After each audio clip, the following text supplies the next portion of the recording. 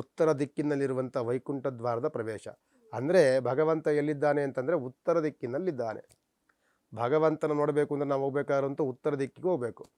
ಅಲ್ಲಿ ಭಗವಂತ ಸಿಗುವಂಥದ್ದು, ಮಹಾವಿಷ್ಣು ಸಿಗುವಂಥದ್ದು ಉತ್ತರ ದಿಕ್ಕು. ಆದ್ದರಿಂದ ಭಗವಂತ ಅಂದರೆ ಏನು ಸ್ವಾಮಿ ನಾನಿರದಿಂದ ಉತ್ತರ ದಿಕ್ಕು ಅಂತಲ್ಲ, ಇಡೀ ವಿಶ್ವಕ್ಕೆ ತಗೊಳ್ತಾನೆ ಅವನು. ಅಂತಹ ಜಾಗದಲ್ಲಿರುವಂತಹ ಮಹಾವಿಷ್ಣು ಅಲ್ಲಿ ಉತ್ತರ ದಿಕ್ಕಿನಲ್ಲಿ ಭಗವಂತನ ವೈಕುಂಠ ದ್ವಾರವನ್ನು ನಿರ್ಮಾಣವನ್ನು ಮಾಡಿರ್ತಾರೆ.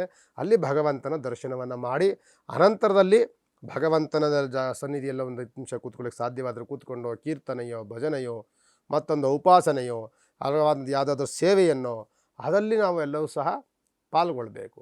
ಅನಂತರದಲ್ಲಿಯೇ ಭಗವಂತನ ಸಂಪೂರ್ಣವಾದಂಥ ಅನುಗ್ರಹ. ನಾನು ಆಗಲೇ ಹೇಳಿದ ಹಾಗೆ ಭಗವಂತನಿಗೆ ನಿಮಗೆ ನೀವು ಸ್ವಾರ್ಥಿಗಿಂತ ಅಂದ್ಕೊಂಡ್ರೂ ಪರವಾಗಿಲ್ಲ, ಜನಗಳು ನಿಮಗೆ ಸಾಧ್ಯವಾದರೆ 1-2-3 ದೇವಸ್ಥಾನಕ್ಕೊಳಗೆ ಹೋಗಿ, ಆಗಲಿಲ್ಲ ಅಂತ ಅಂದರೆ ಒಂದೇ ದೇವರನ್ನಾಗಲಿ 11 ಬಾರಿ ದರ್ಶನವನ್ನು ಮಾಡಿ.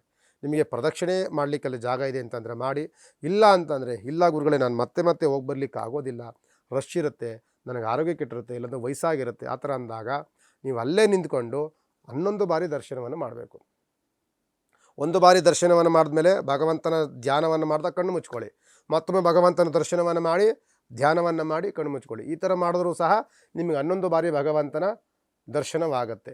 ಆ ರೀತಿಯಲ್ಲಾದರೂ ಅಂದರೆ 11 ಅನ್ನುವಂಥದ್ದು ಮಹಾವಿಷ್ಣುವಿಗೆ ಅತ್ಯಂತ ಪವಿತ್ರವಾದಂಥ ಸಂಖ್ಯೆ. ಅಂದರೆ 11 ಇದೆಯಲ್ಲ ಆ ಸಂಖ್ಯೆ ಅತ್ಯಂತ, ಅದಕ್ಕೆ ನಾವು 11 ಎಲ್ಲ ಪ್ರತಿಯೊಂದಕ್ಕೂ ಒಂದು ಮರಣವಾಗಲಿ 11 ಅಂತ ತೆಗೆದುಕೊಳ್ತೀವಿ, ಒಂದು ಜನನವಾಗಲಿ 11 ಅಂತ ತೆಗ್ತೀವಿ. 11 ಅನ್ನುವಂಥ ಸಂಖ್ಯೆಗೆ ಮೋಕ್ಷ ಸಿಗುವಂಥದ್ದು, ಅಲ್ಲಿ ಮೋಕ್ಷವನ್ನು ಕೊಡುವಂಥದ್ದು. ಅದಕ್ಕೆ 11ಕ್ಕೆ ಅಷ್ಟೊಂದು ಮಹತ್ವ ಇರುತ್ತೆ.